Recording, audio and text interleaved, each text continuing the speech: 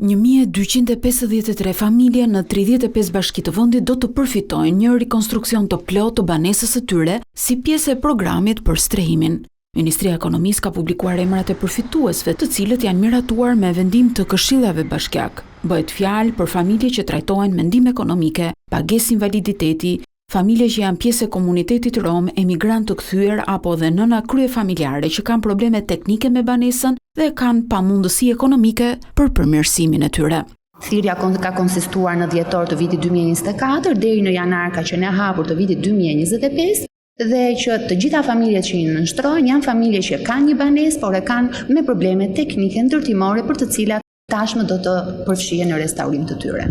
Ky program, i cili aplikohet për herë të parë, vjen paralelisht me atë të ndërtimit të banesave sociale për të pastrehet. Fillimisht, ky program do të zgjasë 2 vite. Emrat janë të miratuar me vendim të Këshillit Bashkiak përpara se të vinë në ministri dhe padyshimi që zbatimi i projektit fillon në muajin korrik gusht, kur fillon dhe procedura e tenderimit që ne ti kemi alokuar fondet bashkive, fillon procedura e tenderimit, një periudhë e caktuar dhe menjëherë fillon zbatimi i saj. Ky vit dhe vitin e ardhshëm do të jenë 2 vite të cilat këto familje do të kenë përfunduar restaurimin e banesave. Për vitin 2026 do rihapet sërish thirrja për të gjithë bashkitë e vendit për projektin që do vi.